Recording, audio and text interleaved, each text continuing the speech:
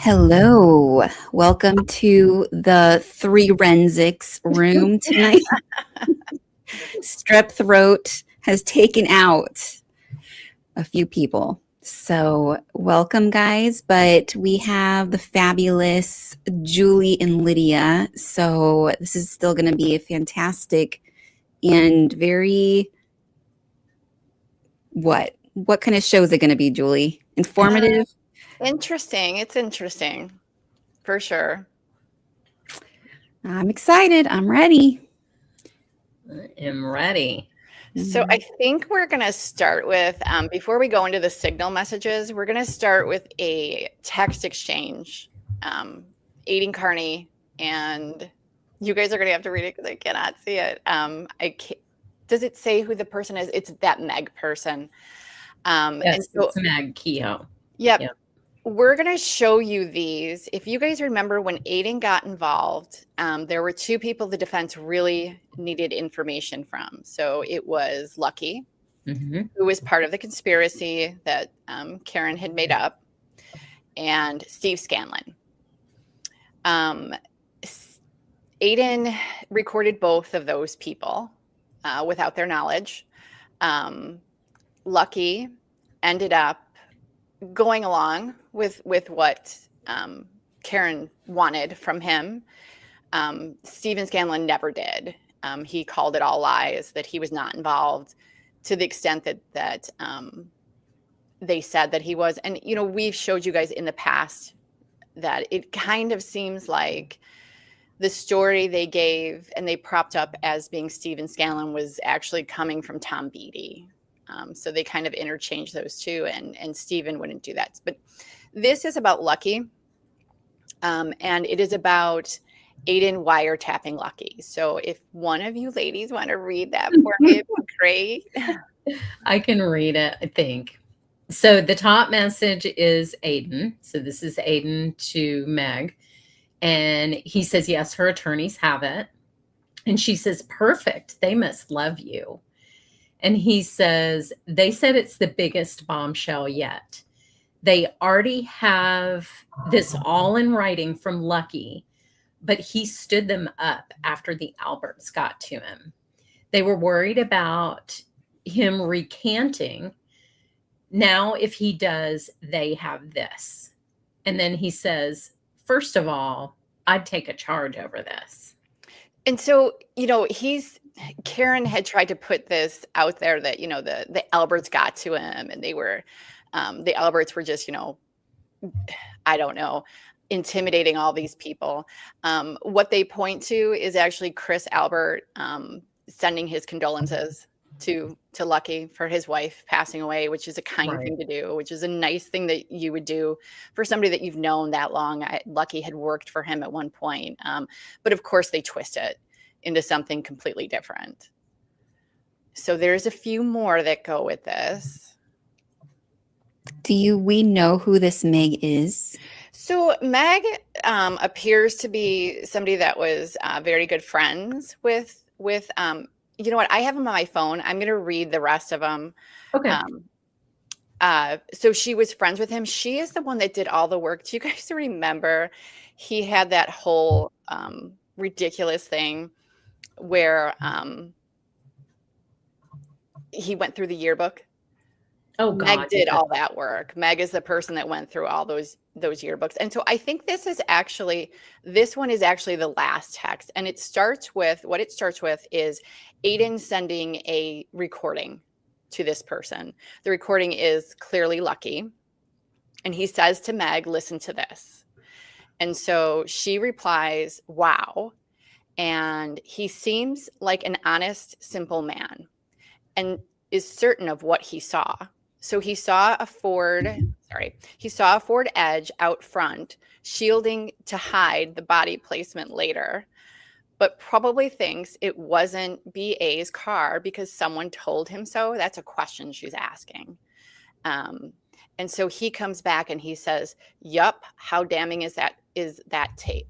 So that's the tape he's referring to of when he recorded Lucky.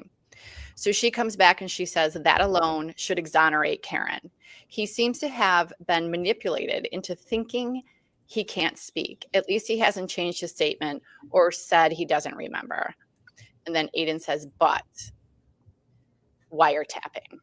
And so Meg says, I know it can still be used by her defense and is admissible.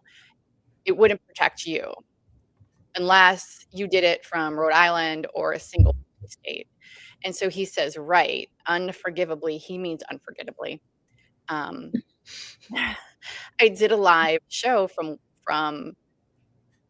what was clearly Turo last night. So there was proof of where he was at and where he would have recorded him. And he says, unfortunately, Lucky obviously is, and I really hope that Lucky hears this, because this is what Aiden Carney said about you. Lucky is obviously too dumb to pursue that. So he thinks you're an idiot, Lucky. And they do talk very poorly of you in these texts. And it's sad. It's really sad. Makes me mad. Yeah. No. And then he says, but Kate and Shannon will contact him. So that's our wonderful Kate Peter that Aiden thinks is going to contact Lucky and get him charged. And Meg says, have another call with Lucky down the line from Rhode Island. So to kind of cover it up that he had recorded him. And then Aiden says, or maybe I told him it was recorded. So now he's coming up with the lie, right? He's going to say, right. Oh, no, I told him. And so Meg says, I wouldn't say that unless it was on the recording. You don't want it to be him versus you. Call another time again. And so Aiden comes back and says, it's not on the recording. And I think me versus him helps me. Also, it would have to be, whoops, sorry, you guys. I'm a little slow today. It would have to be the Turo police to charge me. You think Lucky is going to contact the Turo police? He voluntarily gave me all that info. He's scared of the FBI. And Meg says, with Kate and Shannon helping, possibly. So she's basically saying, yeah, they'll tell him, how to do this. And so then Aiden comes back and says, I could just transcribe the entire thing. And Meg's like, that's a good option. And Aiden says, doesn't have the same effect, but it's the same content. And so then Meg says, I think that is a good idea, but think you should give that info only to her attorneys, not public content yet, excuse me. And he says, yes, her attorneys have it. So the point of this is to show you guys, here is Aiden admitting he wiretapped Lucky and admitting that he gave it to the defense. And Meg says, perfect, they must love you. And then Aiden says, they said it was the biggest, we read that, that's this one. Yeah. So yeah, so the point of that series is just to show you guys that, yeah, Aiden admits he wiretapped Lucky, he knows it's illegal, and he did it to give it to Karen's attorneys. That was the whole purpose. There was nothing journalistic there. You heard Meg say this shouldn't be content. This shouldn't be reported. This should go to her attorneys. So then you've got this person under the guise of journalism, basically working as an investigator for the defense.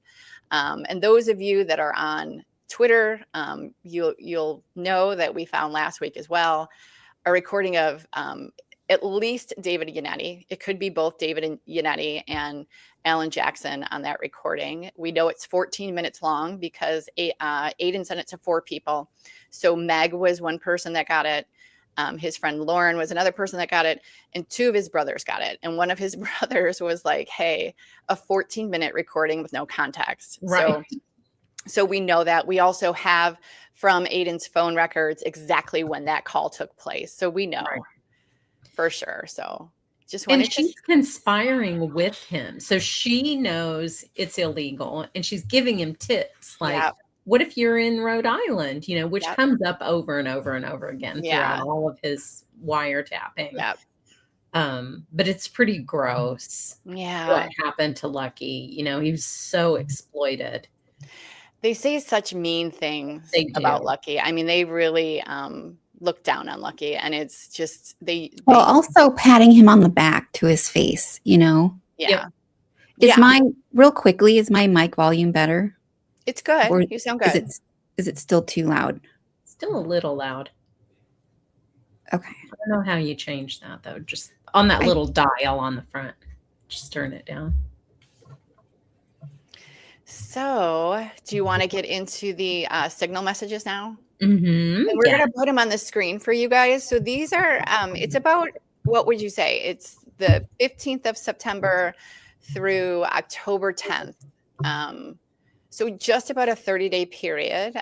They end, obviously, the day that Aiden was arrested. And I think we've explained to you before, and Kate has explained it. The reason why we have these is because they show up in the notifications in iOS. So they weren't as secret as Aiden and Karen thought they were. They were still in his extraction. And so it starts out with Karen sending a photo. Have no idea what that is. I mean, some of this stuff we're just not going to know because we only have one side of the conversation. And then she is sending him something on YouTube. And so the next person we see pop up is Rita Lombardi. We do have a video of Rita, but I want to read to you guys what she had said. Rita is one of their little super spies in Canton who is stalking people. Particularly, Rita really liked to report on the happenings at Michael Proctor's house. She really loved to drive by there and then send messages to Aiden about everything that was happening at the Proctors. So Rita says to him, and this is a Facebook message. And she says, Michael Proctor's sister moved to my street not too long ago, heading to work today. There are 5 state police in driveway. This one was pulling out as we drove by. So I'm assuming she sent a photo of whoever it was. And then she says, yes, every vehicle had state police hat on plate and SP and 3 digits. All undercover SUVs, all different vehicles. He was on the highway and he is speeding fast north 128. He had his Smokey the Bear hat on, trying to get neighbor to get a picture. So now she's getting other people to help her with getting pictures. I don't know what she really thought was going on there. But she obviously. Can you imagine just doing your job and some Crocs on the ground weirdo is just taking pictures of you and reporting to someone? No, I cannot imagine that. And we do have a video of Rita. I don't know in here where this. Okay, here is Rita. So this is Rita Lombardi for those of you who do not know who she is.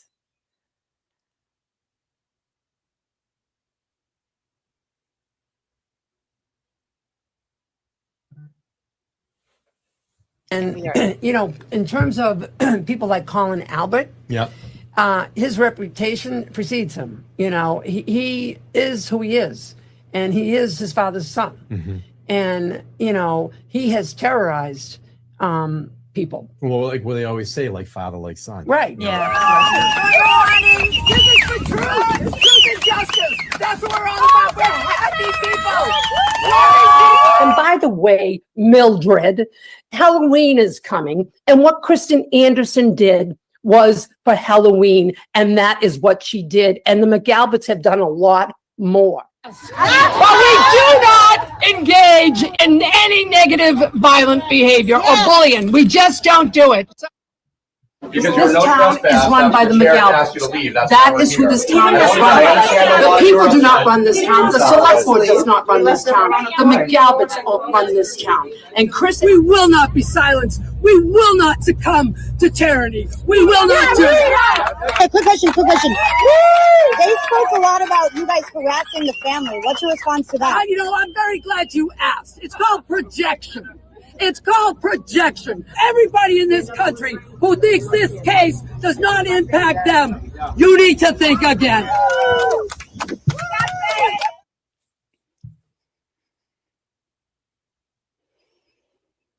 Oh, yeah, the bird. Remember the bird lady? The bird. How could we forget? When I first came across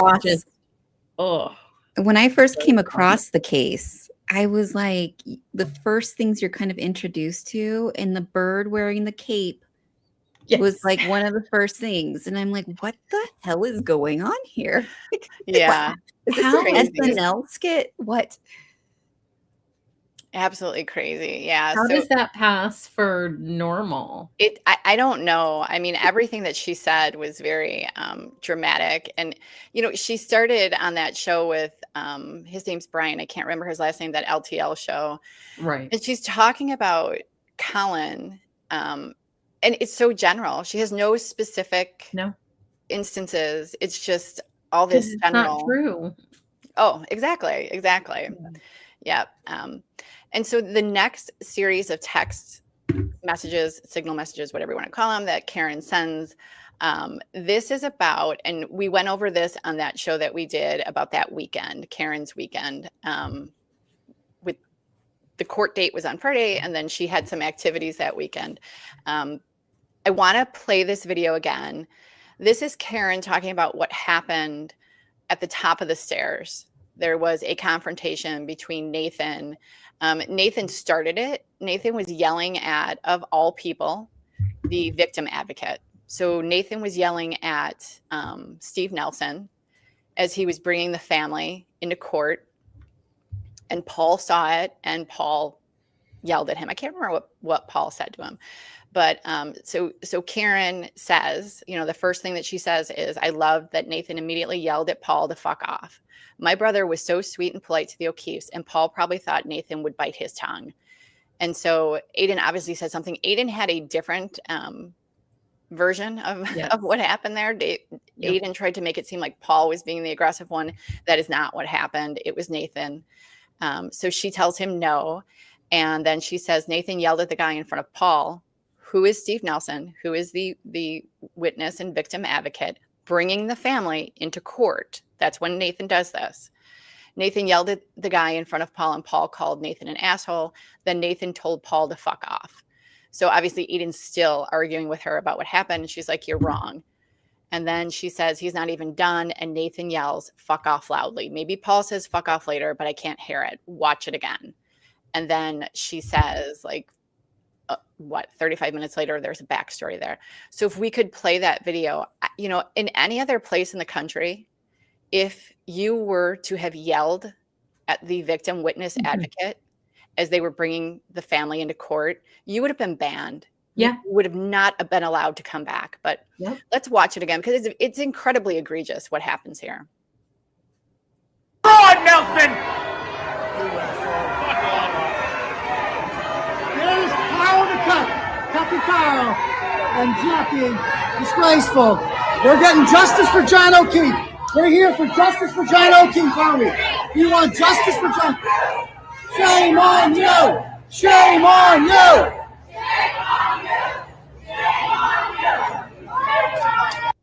Yeah, so when he says they never booed the family, they never did. Right.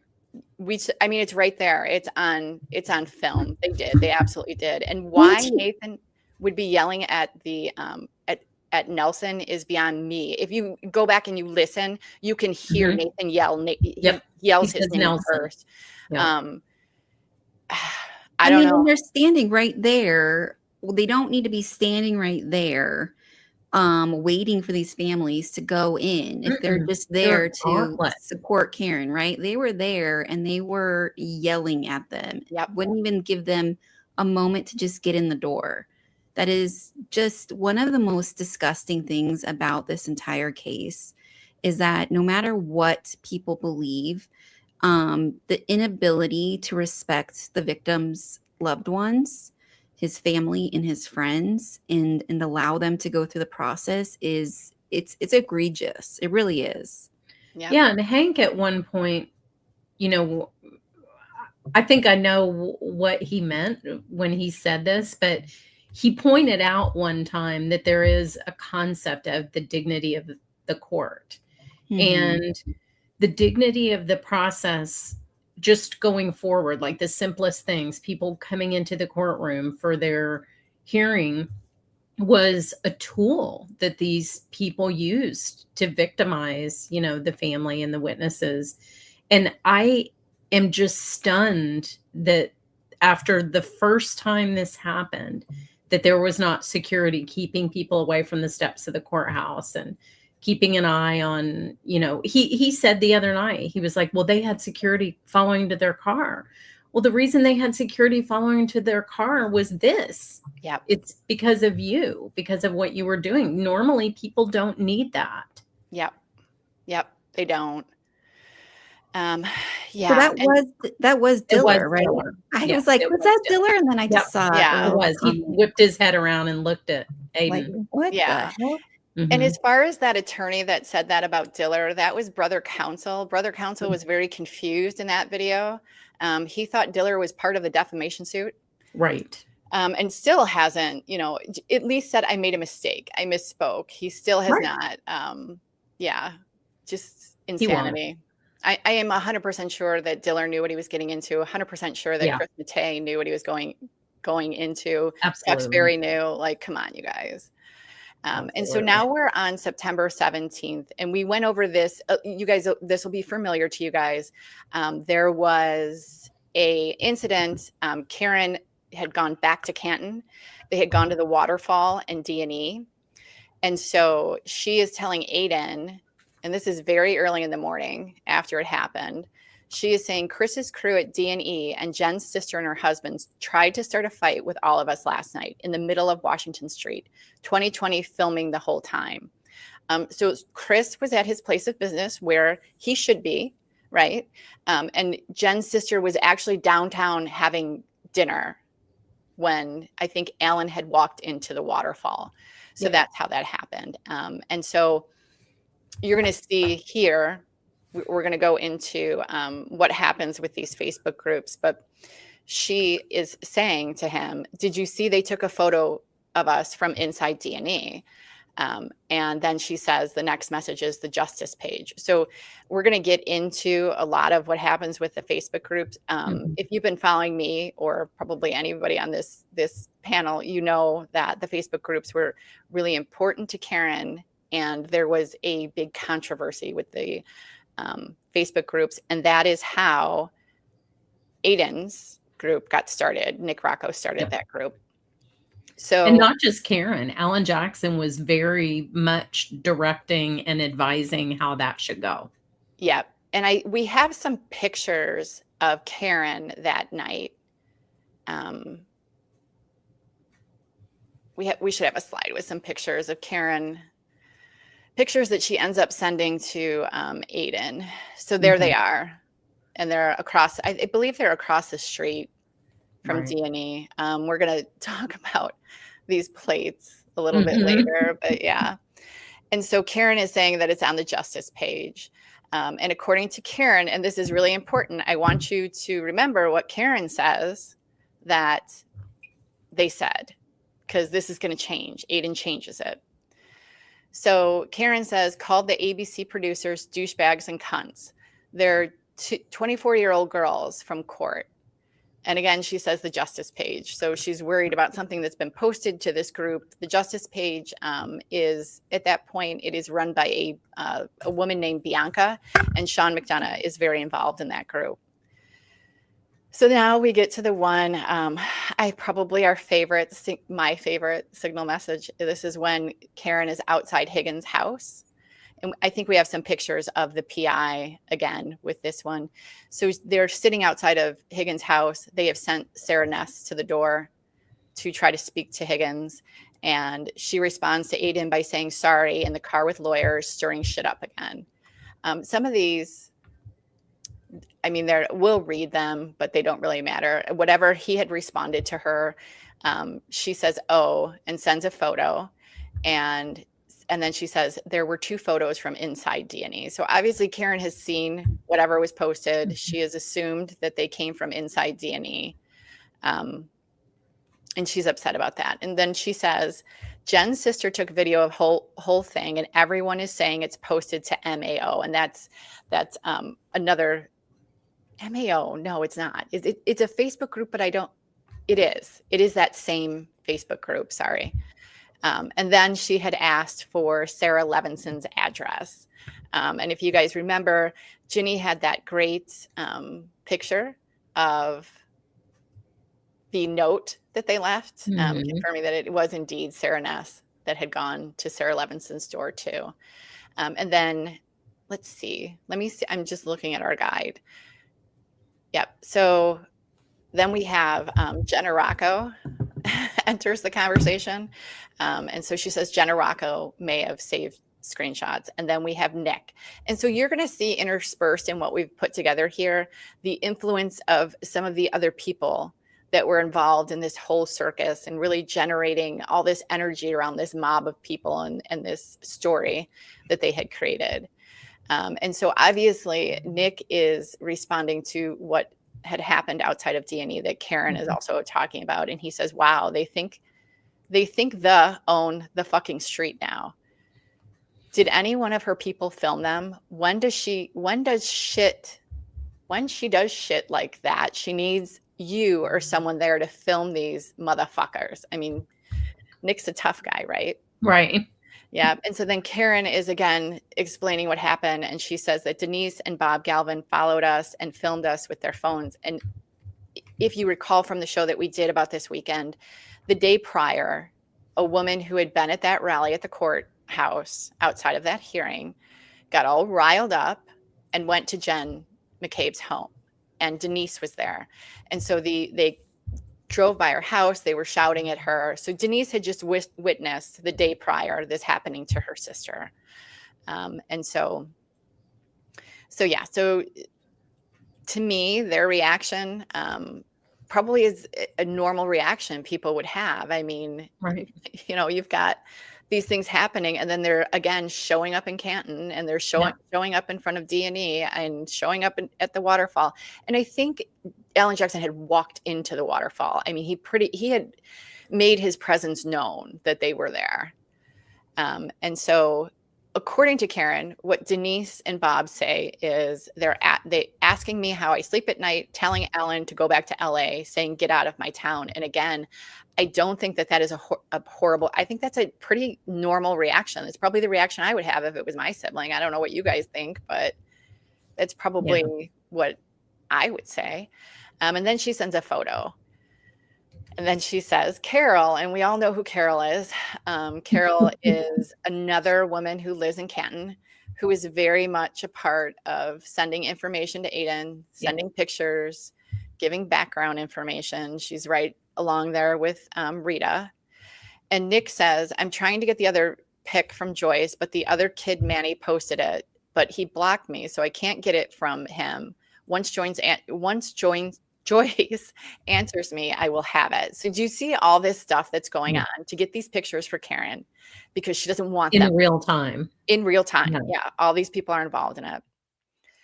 And then we do have a slide with this person. So Brad Goldstein is a friend of Karen's. He's been a friend of Karen's for a long time. There's Brad and there's John Silvera. They were very much a part of everything that was going on. Yeah, and so this is Sarah, and this is Sarah at Higgins' door, and then we have, obviously, we know that Karen went over to One Meadows that day too, and so this is Brad Goldstein, and so his response about the stairs, because remember that we had told you they had taped off part of the stairs so that people could get in and out of court, and they did not like that. Brad says, do we have an ACLU complaint about the court steps being blocked off? I was going to chat with an attorney about that on Monday. So that Brad and John and those people were involved in those kinds of things. On the right side of the screen, it's my right side, there's a comment from John Silvera. It's a really nasty comment to this woman who was supporting the O'Keeffes. And he had been doing that all along on social media, kind of following, the people that were supporting the O'Keeffes and the witnesses around and just making nasty comments. So that's what John, her friend, was doing. So they had been doing this before they were organized with Aiden. I just don't think it was picking up any kind of reaction. You know what I mean? Like it wasn't as big. Yep. And then we have Karen again, and she is saying they live a mile from D&E. I'm assuming she's talking about the Galvins, but I don't know that for sure. Yeah, that's how I read it. Yeah, well. Yeah. And then she says they got off Facebook, as far as I can tell. And then she says to him, what's it about? I'm with Alan. So again, now we know for sure Alan is in that car. Alan was with her when she went to Higgins, and we know that Higgins was represented and he should not be going and sending private investigators up to the door for a represented witness. He was sitting with her in that car outside of the O'Keefe's home where she had a restraining order. She couldn't be there. Alan Jackson is along for the ride and doing all these things with Karen. Yeah, it's not like he can claim he didn't know about the restraining order. Nope. And then Karen says, "Oh," and then we've got Nick again, and Nick comes in with, "We need people to create a store." You guys remember they had that popcorn stuff? Yes. And so Nick was very, very much involved in the fundraising aspect of this. And I think we're going to go into it right now. We've got some things to show you from the Roccos about how they were fundraising, and Nick and Jenna were pretty much heading this up. So this is a video of Alan. Let's go ahead and play it. There's a few things that go along with this. Hi, it's AJ. I wanted to take a quick second to thank all of the supporters who have given us so much energy and boosted our morale for so long in defense of Karen Read. Both Karen and I and the rest of the defense team could not do what we do on a daily basis if it weren't for you folks. And we want to take an opportunity to thank you in person, to have a unique opportunity to have a dinner with you, to have a conversation with you, to let you into to sort of behind the scenes of what it takes to build a defense like this, what it takes to continue along the track that we're continuing, to have that no quit attitude at all times. And I'll tell you a secret, it comes from you guys. So I'm looking very forward to meeting some of you in person, to sharing a nice, intimate dinner with you, to answering your questions, and really having a dialogue. But the main thing is to thank you for what you've done, what you continue to do. We couldn't be here if it weren't for you. We wouldn't be here if it weren't for you. So on behalf of the entire Karen Read defense team, thank you so much, and I look forward to meeting you in person. He does not look forward to meeting them.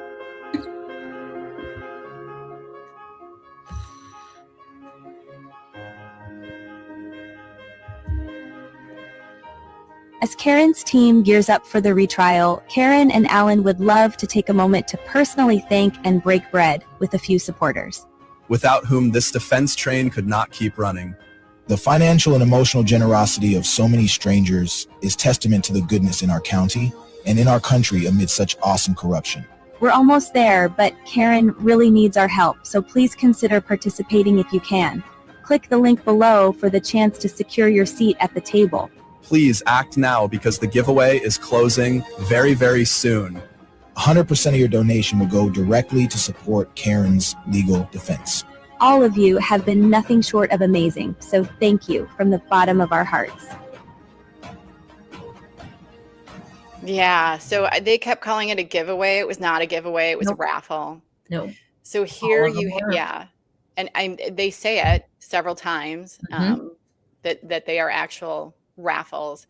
But you've got this attorney who is financially benefiting from illegal activities that they are doing on behalf of his client. It is absolute insanity. I cannot believe this happened.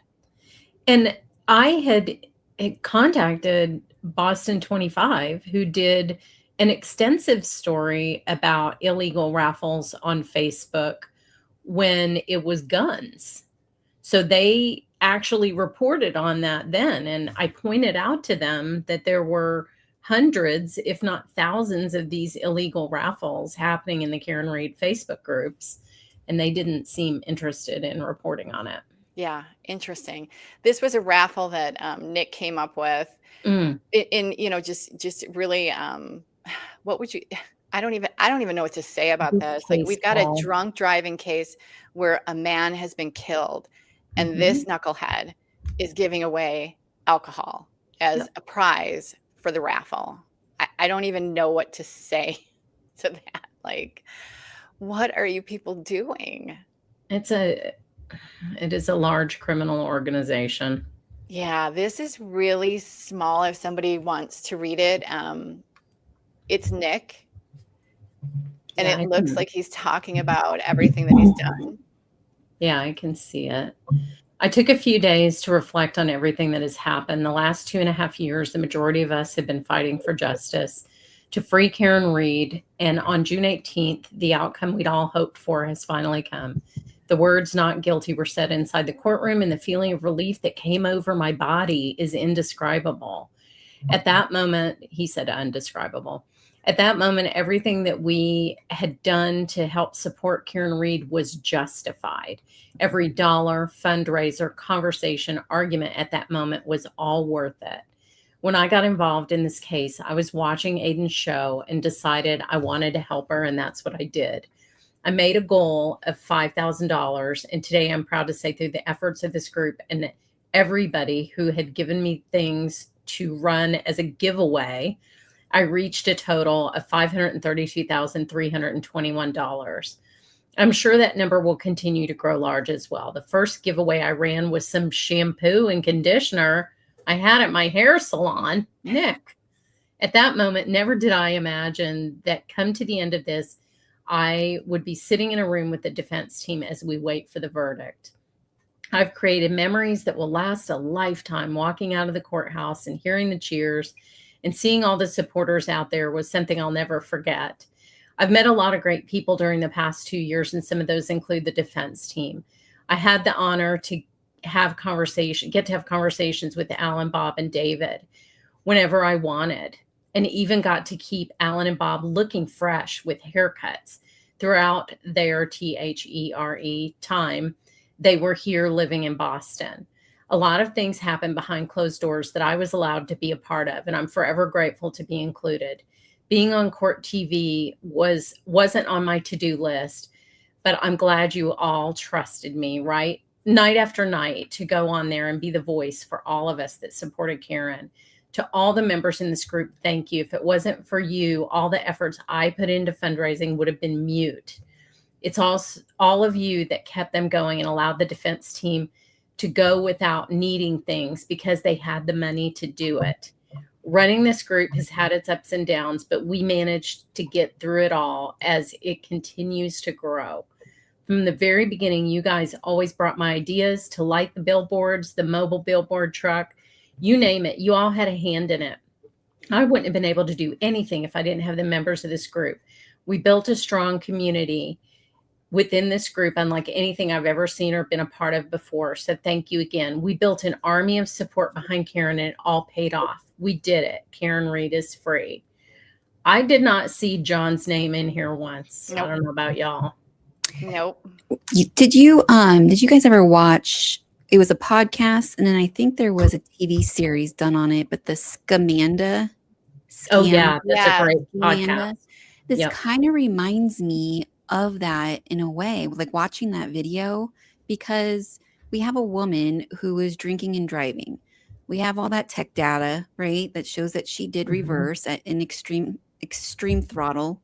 And then we have them running this campaign on the backs of the idea of corruption, and the corruption was never found.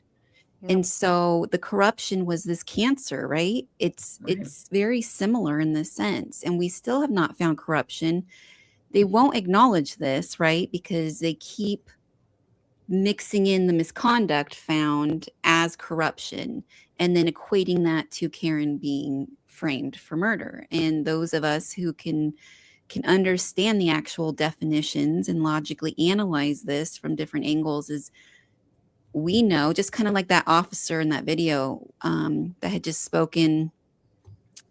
I don't know if you guys know his name, but we were just talking about it, that Carrie had posted where he discussed that there was no corruption found. Yeah. It's what I'm talking about. It's a great video. Yeah. If you guys go to Carrie Lama's Twitter, if you're on Twitter, it's a really great video. But again, just kind of this reaffirmed notion of like, there was no conspiring found, right? We found stuff. We found some misconduct and things that we need to work on. But, anyways, it just kind of reminds me of the Scamanda thing in its own way. Yeah. Yeah. I mean, look what they made on that Allen dinner, right? That raffle for the dinner with Allen, over $20,000. They raffled off a dinner with Karen's parents. That was $10,000. Look at all these things. And they, you have it in black and white that they're doing these raffles. Look at the income that it generated for this group. I mean, think about it, if they were, selling drugs. Right. And they, it's an illegal activity. I mean, you cannot run a raffle like this. And they did it just so boldly. Yeah. With no fear. Right. And now we know that's because no one would do anything about it, even when they found out about it. Yep. Yeah. And so we have in these messages here too. There are some meaningless ones where Karen says to and what came of that. But we have this person, I believe this is a Facebook message, Laura Elizabeth, who I believe is like his producer, who kind of like runs things on his show. Yes.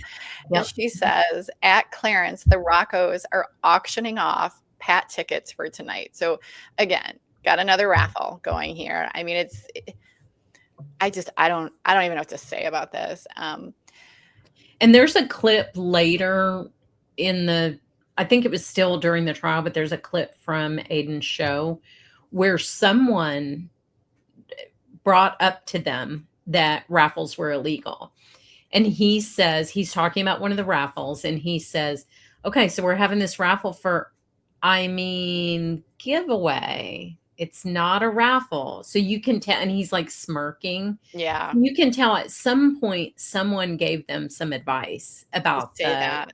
Raffles. I mean, you can call it whatever you want. It doesn't change the fact of what it is. You know what I mean? Doesn't. Could you imagine though, like Koberger being like, "Hey, earn a dinner with me and my attorney." Well, yeah. I mean, but she did that with the court seats too, right? I mean, I don't have any proof that those were raffled off, but they were certainly given to people that Karen thought there was one in the from their efforts. There was one in the Facebook group where they talked about raffling off a seat. I don't know if they actually ever did it though. I mean, yeah, I don't know if they did it, but I mean, there was chatter about it. Yeah. But, and Tuesday, that's that is the difference between being a male criminal and being a female criminal too, I think, because I don't think it would have landed the same way if it had been Koberger. Well, I don't know if Sarah Boone would be able to make a dinner date raffle. Yeah, I think she was universal. I think you need to be you have to be a professional, cute, skinny, murder defendant. So we're gonna see with these next messages. We're starting to have some discord in the Facebook group. And Karen says, I just hung up on him. What the fuck? And I'm pretty sure she's talking about Sean McDonough here. Yeah. And she's like, he drives me nuts. Tune, she meant to. And then she says, it's actually true. I think we're going to get some context here about what is actually true. And we talked about this before as well. You cannot talk about this at all. It could get blown. The FBI is headed there. Neighbor has ring of him leaving his house at 2:30 a.m. Please don't mention this in any way. They wouldn't hand it over, so we called the feds. And then she says, he is insane. I agree. And what the fuck is he talking about? You have cracked the case open. What's missing? Who punched John? When? We may never know, which is so weird because she's already said, Right. And then she says, okay, I can't keep track. My head is mush right now. And then she says, I just wouldn't want you posting today, tomorrow, and the feds think we told them and then shared it with you. Interesting. Can I ask you to use this version of the photo? So here she's telling him what photos to use, what he should be posting. And we went over this, and you guys saw that picture with the yellow plates. This is Nathan helping himself to his employer's property. And she says, because we may have borrowed it off the Lexus lot and it's got bright yellow Rhode Island dealer plates. The manager of the entire auto park where my brother works reads your blogs religiously, but I don't think he's on the justice site. So again, we're going back to these Facebook groups. There is a photo that Karen needs down off the Facebook group because it might get Nathan in trouble. And she's like, it would be huge. And Aiden is actively with these other people trying to track this photo down, who posted it, get rid of it. And so she's like, it would be hugely appreciated. I know it's not ideal. I'm sorry to ask. I don't want my brother to stress. I'll owe you one. I'll give you an additional pick. Wow. It's just wild to me.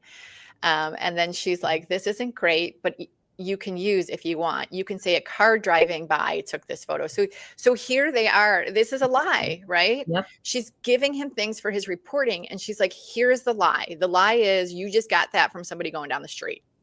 Right. Yep. He can't even make up his own lies. No, he's giving him the lie. And then she says it's down their road a little ways. I don't know if she's talking about the Galvins there. I'm not 100% sure. And then she says, I don't know. They wouldn't give it to us. We're back to that tape, right? Supposedly this neighbor with this Ring videotape. We're back to that. And then she says, please don't blog about it yet. So she does control the blog, clearly. She's like, you're not going to publish this yet. And he's like, okay, I'm not. I'd rather you didn't say it was Kevin's neighborhood. That is Kevin Albert. This is who they're trying to say was out in front of the house with that edge. And supposedly this neighbor has video of him leaving in the middle of the night in the edge. And she says, I'd rather you didn't say it was Kevin's neighborhood. I really don't want to piss the feds off or blow it up before they can get over there. Kevin Albert will know when he sees the photo. This one was interesting to me. When I first read it, I thought Karen was talking about her own father. She's clearly not. It's in quotes. Aiden must have said something to her in reply to this text where she had asked him not to show it because it was Kevin's neighborhood. Mm-hmm. And I'm assuming this is the response as far as giving over the video. It's quote unquote, my dad does not want to be involved. Mm-hmm. So it seems to me like maybe a kid said they had that or someone living in that home. Obviously, I'm not going to say that it's like a minor child, but whoever's child this dad belongs to is the one that is involved in this videotape. Yeah. And she says, no one has seen the footage. So let me understand this. No one has seen this footage, but we know for sure that is Kevin Albert leaving in the middle of the night.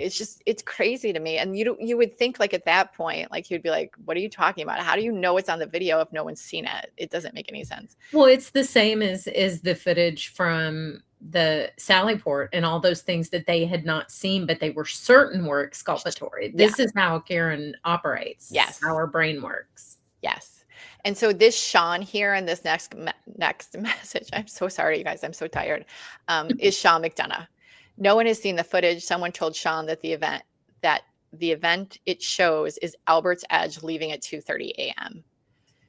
And then she replies, I don't know who that person is. And now we have Sean coming in, right? So now remember, we've got this problem with the Facebook group because we've got this picture out there that Karen does not want anyone seeing.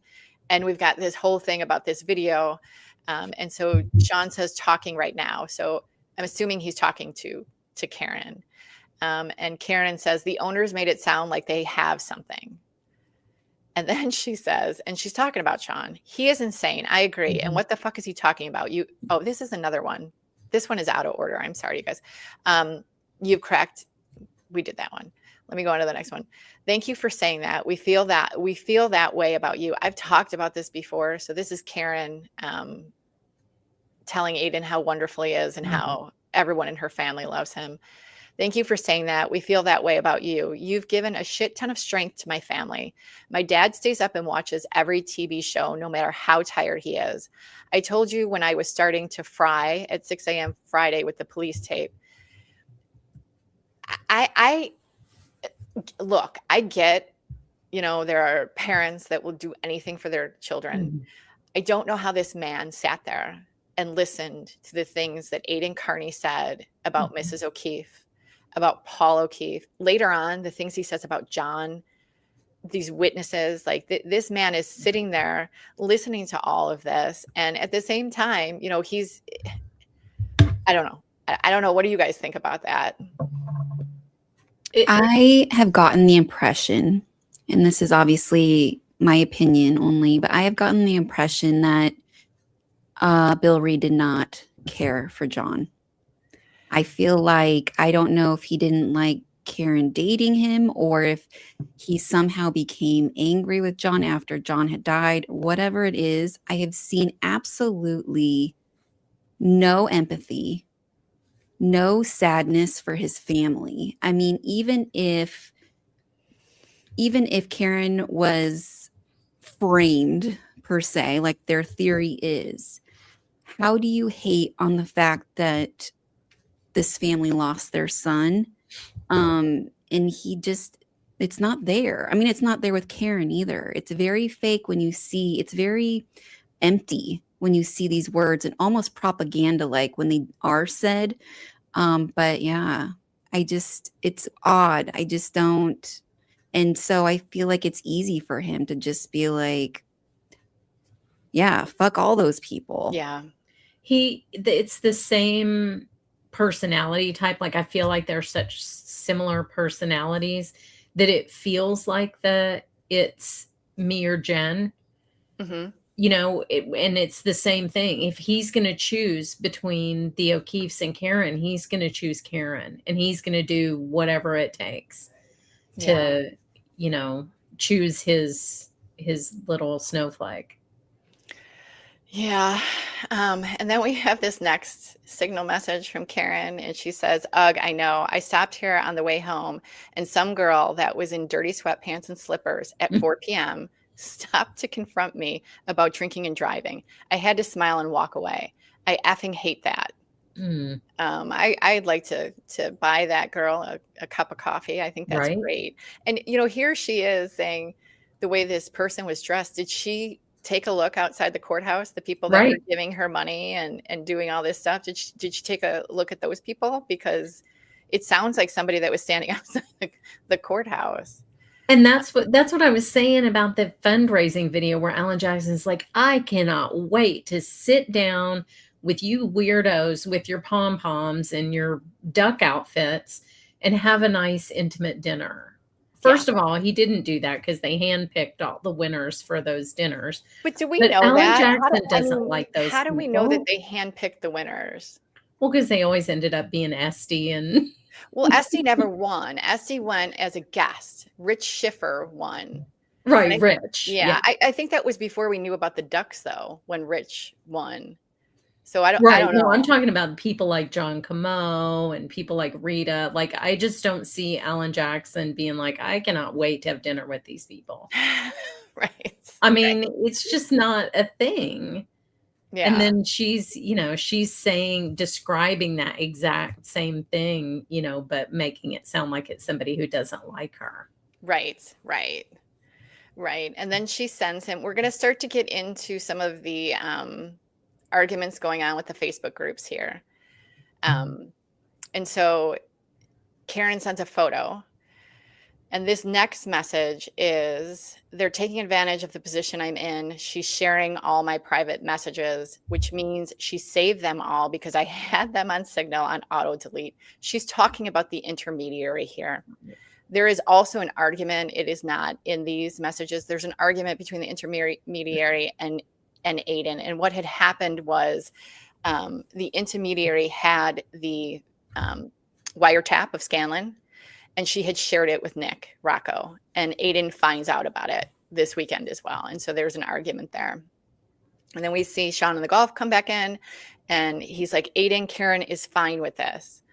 Aiden, these guys are a tough nut. They are pissed about the way things went down 2 weeks ago. They understand the issue with Bianca, but even they thought the raffles and the other stuff was interfering with the content we were trying to get out. So here is the issue. Aiden and Karen wanted the fundraising stuff in the social media groups. Yes. They also wanted information about the federal investigation, and specifically about the grand jury. Sean and the, I think he calls them the five guys, the men that he was working with that they appear to be, or at least he says that they're retired law enforcement. They had an issue with those things, and they did not think that they should be posted. And so now they're arguing about the Facebook groups, and Sean says, I'm not. You chose to leave. I had no say. I actually thought you would understand. That's not what's happening here. So there's an argument happening about the Facebook group with Sean and Aiden. We do have some videos. We have 2 videos with Aiden talking about the groups. So this happens this very night that they have this argument. This is Aiden. He gets very, very upset, and he goes live. to talk about the arguments.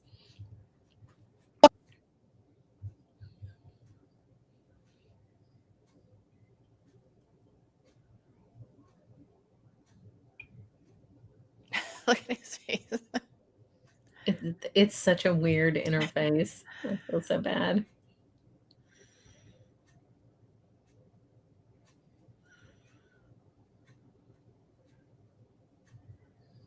This freeze frame is hilarious, though. Yeah, it is. Julie, give me just a second and I'll pull it up from the other. I don't know why it's not playing from here, but I can pull it from your stuff that you sent me. Okay. If you guys want to keep talking for just a second. I'll throw the other one up. I've got another one that had happened that I'm going to throw up. This is him talking about the Facebook groups. This is before this argument. But we'll discussion on there. I really enjoy reading it every day. I think it's up to like 11, maybe 12,000 members now. And that's really cool. Now, the other day, somebody made a comment. I forget the exact comment, but it was something about a grand jury. Somebody said that I spoke to someone who's in a grand jury and that's in the grand jury for this, and they meet every Thursday. Okay. And that comment was deleted.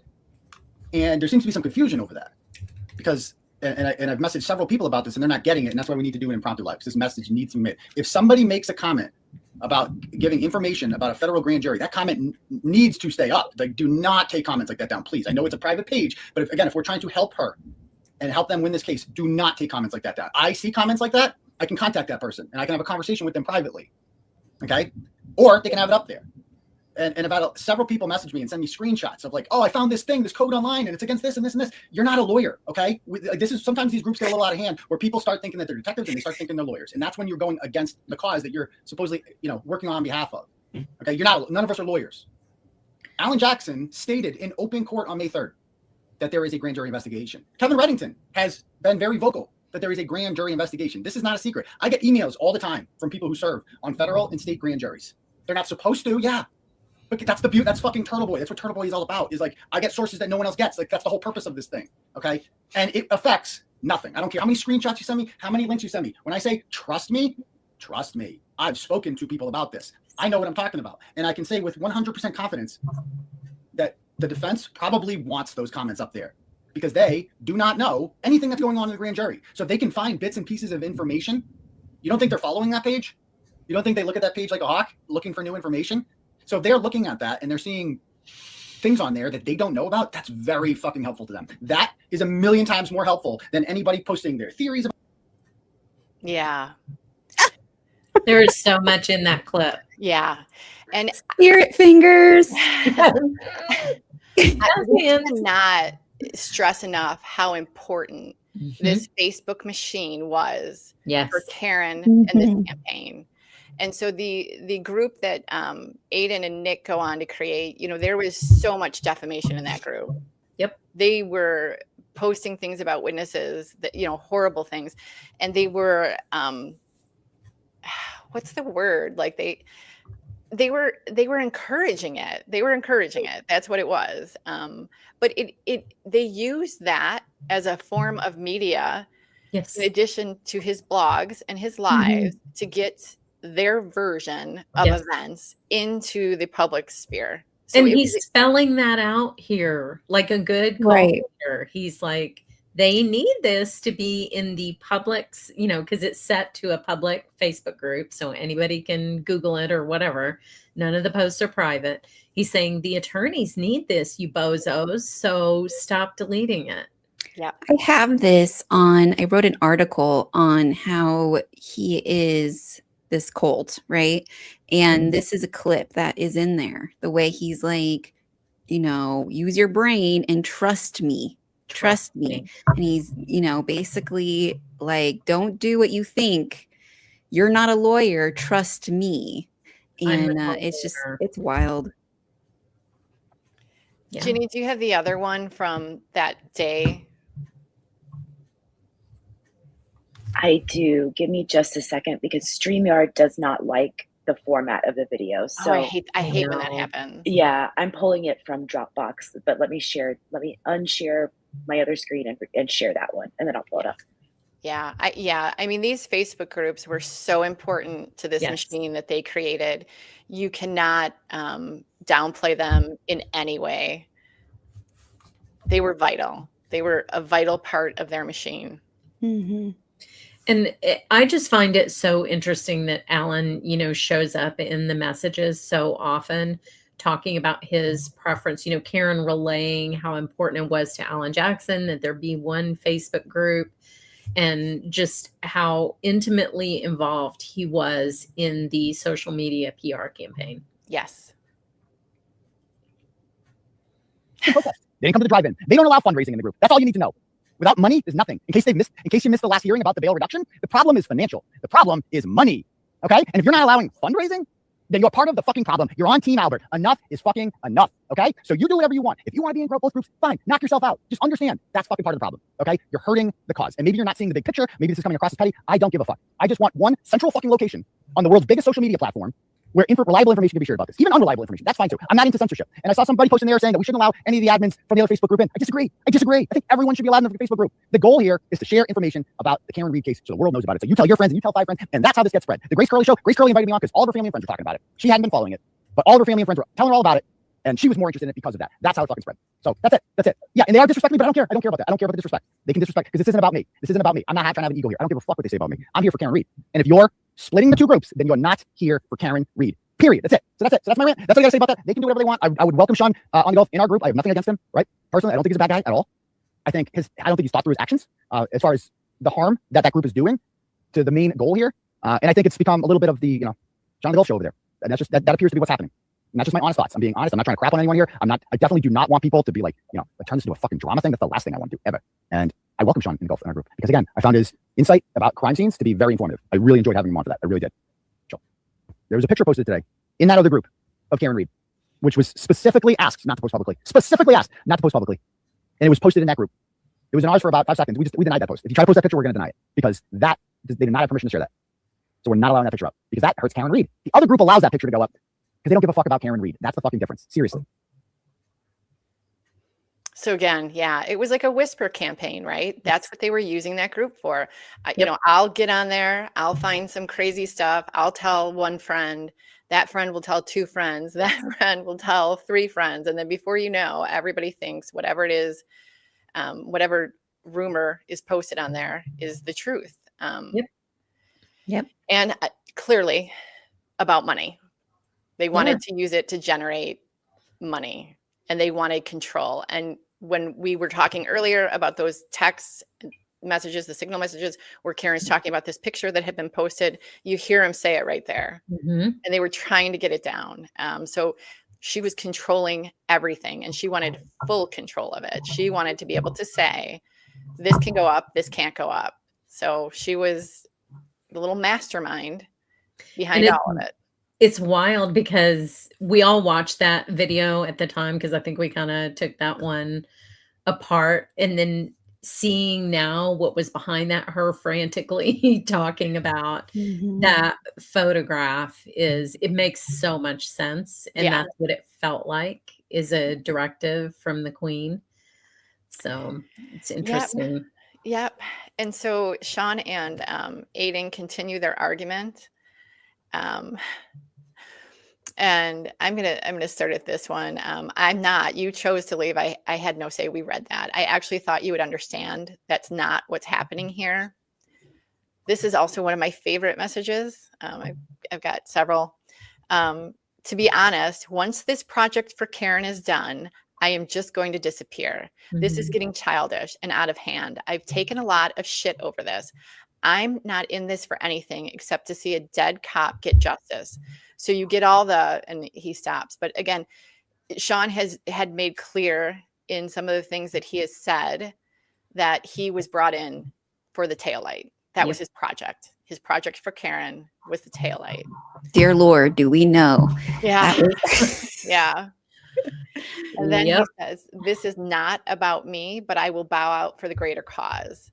Like I said, my project for Karen is in the final draft. I don't need the aggravation. I was being honest with you. I publicly took the blame for that stupid post and bounced the person. So they're throwing people out, right? They're throwing people out of social media because they're not posting things that are positive for Karen.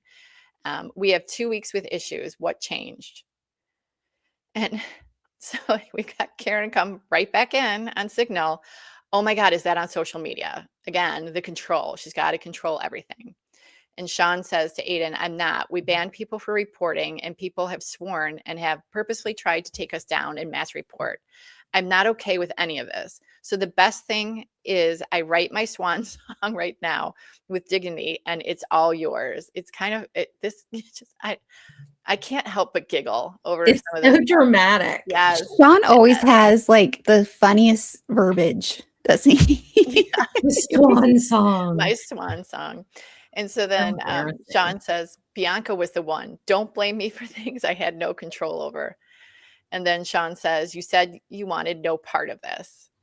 And Karen says, oh, good. The whole crew knows I trust you. Obviously, it's a different conversation. So the one conversation is with Sean. The other one is with Karen. And then Sean says, give me a list. I will give to Eddie and Sarah, and they will do it. But I am done. Aiden, I'm leaving. I did my part. You can have it all. And again, Facebook groups. This is unreal, the level of drama that went into this. Aiden, you just said you were going to blog or stream me, which you did. We saw him go live. You guys just watched that. Whatever you said, is that fair? I have zero against you. Gave you all kinds of praises right after this mess with the jerk show. And your comeback is to stream this without looking for its solution. And Sean's still very upset. So why the big push now? Aiden, you created this. I saw how it was planned on that stupid chat. So did you guys hear that? I saw how it was planned on that stupid chat. I think we need to get a hold of that chat too. Yeah. But you are right. My guys will not come. How can I convince you? And then we have a picture for this. And so now for sure we know that Peter Murphy is one of these people behind Sean. So you know Peter Murphy. That's what Sean says. Peter Murphy is a former Canton police officer. He's the guy with the oven mitt for the glove that was out there. Oh, Peter. Yeah, there's Peter. I think that was Easter weekend, right? That he was out there. That was just recently that Peter was out there. But Peter was behind a lot of these rumors. My understanding is his career with Canton PD came to it was I don't want to say acrimonious, but it was not a good ending. So Peter might have an axe to grind with CPD. He may have that. You'd have to ask Peter, but kind of seems that way. And now we've got Jenna, and again, another pick. And so this is Jenna Rocco. She is Nick's wife, and she says, did that lady even ask Karen if that pick was okay? LOL. So obviously someone has posted another photo, and Jenna is concerned that maybe Karen's not okay with it. And then Jenna says, I'm wondering if they were asked not to, but I don't think Rita would allow them to if so. So this has got to be another Facebook group that Rita has control of, right? That this picture has been put into. And so that's interesting too, right? So Rita has, I mean, like they have so much control over that little area, those local Facebook groups, and what is being posted about this case. And so when they say everyone thinks this, well, I wonder why. I wonder why. In the whole did she even ask Karen thing, remember that weekend, I can't remember which documentary came out, but one of the documentaries came out, or it was Dateline or something, and somebody posted in the main group, and they're like, I just want to check, is this something Karen would want us to watch, or should we not watch it? I mean, it's insane. Yeah, and we've got a video of Jenna too. I'll finish these and then we'll play that video of Jenna. And so she comes back and she says, it's in the old group too. She has said she didn't want to be seen with it. This is a great one, guys. Listen up. She has said she didn't want to be seen with us, which I can understand because we have fundraisers for her, but maybe she thought these people would be okay. So initially Karen was hands off. She did not want pictures of her and the Roccos anywhere. She didn't want people to know that they were friends because they were generating the money for her. At her direction. Yeah. None of the people she was directing were okay to be associated with publicly, generally. Yeah.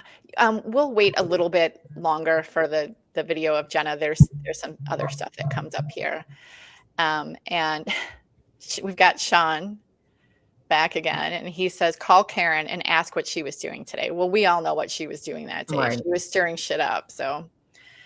And so then Jenna comes back and says, just curious, do you think Karen sent info about the incident to Sean or someone else did? So Sean, and we think it's that videotape, right? That videotape of that never materialized anywhere, that Karen supposedly sent the feds to go track down. And yeah. So then Jenna says, he vaguely told me about that dumb restraining order thing that you knew nothing about. I asked if you knew, and he said, nobody knows. Why doesn't he go to you is beyond me. He was investigating a secret restraining order that a guy supposedly had on Karen. So there are rumors about Karen having a very difficult split with a boyfriend in college. They're rumors. I don't know that they're true, but yeah.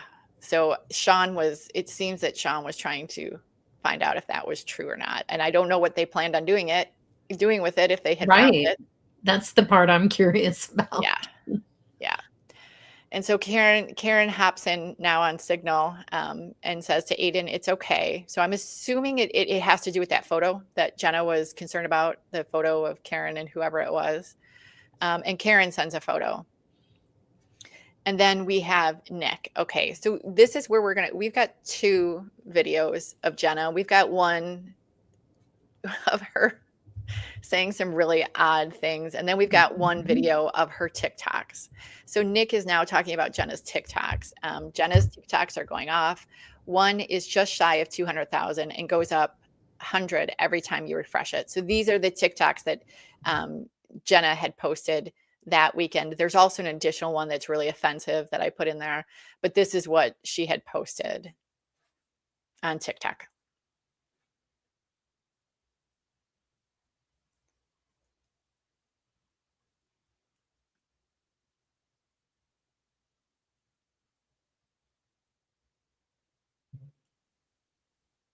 Is there volume?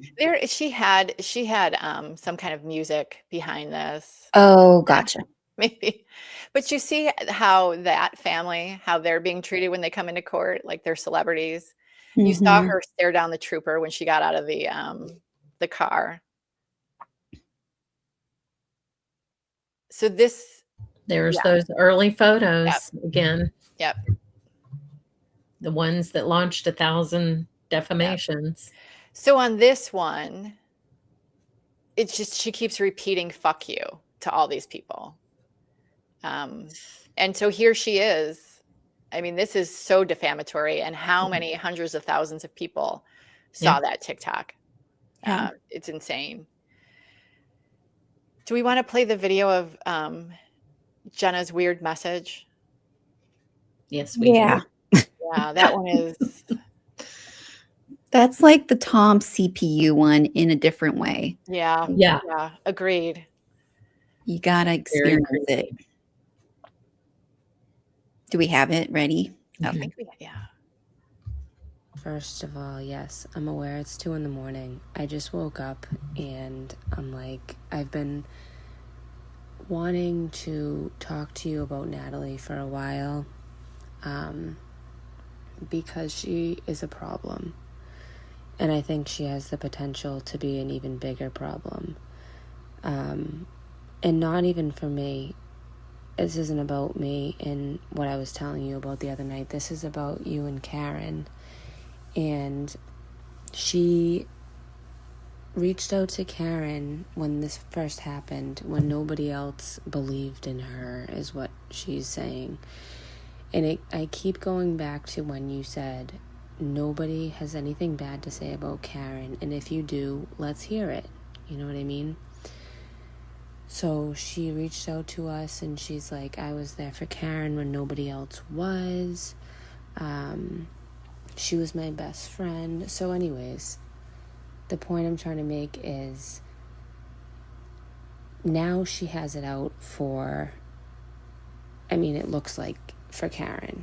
I know she's always had it out for you, so that's the thing. Like, she came to us and was telling us that Karen doesn't like you, and you were doing anything you could to get your name out there on this. And I'm going to be honest with you. I've always known who you were, but I don't follow this stuff. Like, I'm not into this stuff. I believed I fed into her because I was like, oh my God, like he's really doing this to Karen. Like, wow. So this like 4-day thing that we had with Natalie in a group and I quickly realized it was all about how she wanted to take you down. And she just made a fake Facebook and made she made a fake Facebook and made a group, and she's posting in the group and she's calling out Erica. I mean, it's wild, and I know her goal is to take you down. Like, she was very serious about this. She has an agenda, and she wants to take you down, and she has plans. And I know, like, this is why I never came to you, because it's not because of what I said. Because, yeah, I will send you anything you want. I will send you, even if it's incriminating to me about believing her about you. And like I said, we supported everything you were doing, and then we were like, oh no. So Nick quickly found out when he happened to mention to Karen that he was going to send Natalie was going to send her bracelets, and she was like, no, like, don't engage with that lady's cuckoo, like, and I want to make sure all this is okay with Karen, but I know Natalie is so afraid of you writing a blog about her. And this is all coming now to me, and because I guess Jay Roberts reached out to Victoria. I don't know if he had receipts. I'm guessing he didn't, because it all looks bad on Natalie, but that I don't like you. And like, that really, not that it's a personal thing. I'm saying that, like, no, like, this woman has an agenda to take you down. And it seems now, Karen, because the things that she's releasing, the hair on the tail light, all that stuff, I think she needs to be shut up. And like I said, it has nothing to do with me, because even though she texted Sean on the Gulf the other day and thought I blocked her from the page. I was just asked to find her. I'm not even the one that blocked her, because Erica had her blocked and she wanted me to find her. I'm not even the one that did it. But she said to Sean, I will bury them. The Roccos think they've won this. I'm like, what? Like, I talked to her for a couple days, and she was all about getting you taken down. And as soon as we talked to Karen and realized that it's not you, because I was kicking myself for like believing her, she really wanted nothing much to do with us after that, and she started talking shit about Karen. And I was like, whoa, you know what I mean? So anyways, this is all crazy because it's 2 a.m. I feel like fucking Jen McCabe or something. No, but I'm never even up at this time. I just had to get this out now because I don't want to like have to bother you tomorrow. I'll just let you know that you can listen to this if you want to. But so if you want to talk about Natalie, I got you. Like, the thing she had over my head was that I didn't like you and whatever. So there's nothing over my head. And I was still going to come out just for like you and Karen if I needed to, because and I found out she has that thing that you made with Scanlon recorded. I'm going to go back to bed now like a normal person. So that sounds like a message that was left for Aiden Carney. Yep. Yeah. And how it got out would only be from one person, or it would either be Jenna. I'm fairly certain Jenna would not want anyone to hear that. No. Or Aiden. Yep. Because who else would Natalie be afraid to have a blog written about her?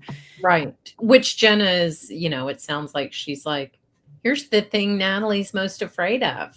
Mm-hmm. Yeah. And again, it was controlling that social media, right? Natalie was posting things. They thought it was Natalie. They thought it was her. And she needed to be shut up, according to Jenna Rocco. Yeah, which is a common phrase from Jenna. So, That's Yeah. disturbing.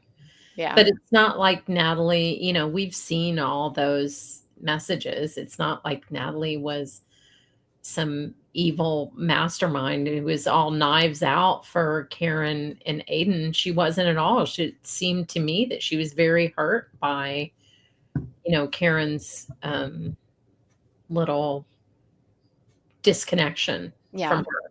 Yeah. It seemed that Karen was very cruel when Yes. the relationship ended. It was like, I don't know how you do that to somebody, right? Somebody you supposedly talk to every Right. single day. And then one day you're just like, you get on my nerves. I'm never speaking to you again. I mean, it's very cruel for an adult to do something like that. That's something like a 2-year-old would do. Right. And even though it appeared that, that relationship meant a lot to Natalie, I personally have not seen any messages where she was giving that back to Karen at all. No. She just seemed very hurt.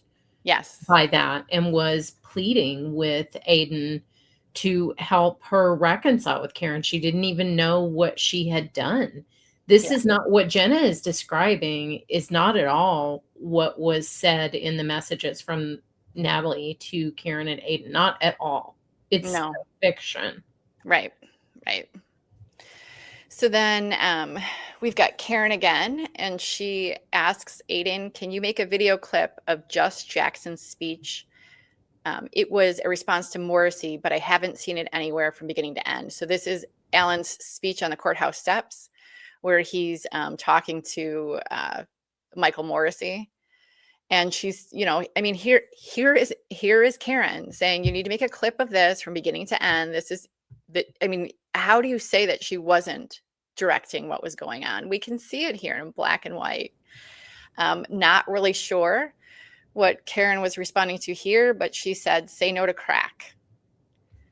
And then we have this, I can't remember which show it was in, the one where she got this picture of Brian Albert and his wife, Nicole, at a football game. And so she sends the picture to Aiden Carney, and she says, that is Brian and Coco, 1,000%, sends a photo at their son's football game. And so we do have, he immediately writes a blog about this, right? So he takes the photo that he got from Karen that she got from somebody else, and he writes a blog. So then she says, the next message is taken from D&E as CPC. So this took me a hot second, but she's actually calling Chris Albert Chicken Parm Charlie in that message. CPC panicked about whether the black SUVs were there to take him into custody. No, Karen, that is not at all what happened. I still cannot believe that she wrote this, like the hysteria that she drummed up. Like now she knows exactly what Chris Albert is thinking. And here she is, promoting this, there's black SUVs, it's the FBI, it's the feds that are coming to take everybody in custody. This is what she sends to him. That she's talking to people who are like, oh my gosh, yes, just like eating it all up. Oh yeah. She knows her audience very well. Yep. And then she said, I was thinking that obviously we don't know what that was in response to, but the get out of my town, the quote, that was obviously Denise and Bob. Right. And then Karen says, multiple witnesses in the open front of McCarthy's saw a heavy-set man come out of D&E and chain smoke while he waited for Alan Jackson to exit. He then stood in front of Jackson's SUV in the middle of Washington Street. Imagine these people 5 hours. And so this is Jim Ferris. Right. He works for Chris at D&E. He is going to suffer the wrath of Karen as a result of this incident, that this is what she claims happened. But her little henchman is going to take care of this for her because he will harass Jim. And so she is sending pics. I'm assuming these are pics from outside D&E, don't know. And then this one, she says center and plaid and second from left. She's IDing people for him. And then she says Denise, Bob, and Tristan Morris. Clearly they're in the photo. And he asks her, it seems like he's pointing to somebody that maybe it's not, because she says, nope, the other ugly one. She's such a kind person. She is. Yeah. And then we have Nick Rocco again, a little more Facebook drama. Did you see Sean's statement responding to you? Also, the first line, I have a feeling he is insinuating that we are pocketing money. So, yeah, because someone told him, and Victoria have both told him that the 60, 20, 20 we do, that the 20 is coming to us, LMFAO. I don't know if they're splitting it 3 ways. Where's it going? So if you're doing raffles, somebody's getting 60, somebody's getting 20, somebody's getting 20. Yep. Are people aware of that? I don't know. And then Karen, because now remember, she said that ABC, this is what she's told Aiden, that ABC filmed what happened in front of D&E. And so at that time, Adam Lally was trying to get footage from her unaired interviews with Dateline and with 2020. And so Karen says rather smugly, make sure you ask Adam Lally if he still wants all the unaired, unedited footage from ABC. And then he asked, obviously, again, you know what, I have to go back. I bet you there's a blog where all this goes into. And so she says, yes, how do you sleep at night? And again, that was from Denise and Bob. Yep. And then here's a quote. I don't know what it's about, but it's Tim Albert once owned a pool. I think we can assume we know. Yeah, we did these messages. Yeah. Yeah. And so here we're gonna start to segue into something else as well. She says Reddington still reps McCabe. Actually, I'm not positive he still does. Never mind. And then this one, fucking cornered rat Brian Albert continues to fight us, getting his fucking call log from 12 to 6 a.m. on January 29th. Karen and her team had filed a appeal with the Supreme Court.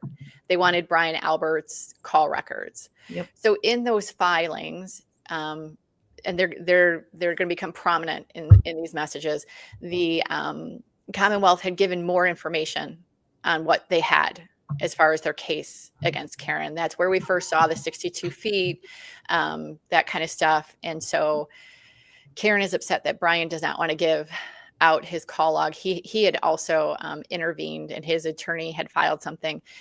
They never do get his call log because there is absolutely no legal basis for her to get his call log, which is interesting to me, the way, people forget that. People forget this wasn't just Judge Cannoni. This went all the way to the Supreme Court, and the Supreme Court told them no. So when we're talking about destroyed phones and things they didn't get and whatever, there was no legal basis for her team to get that. Or the Supreme Court was in on it. They may have been.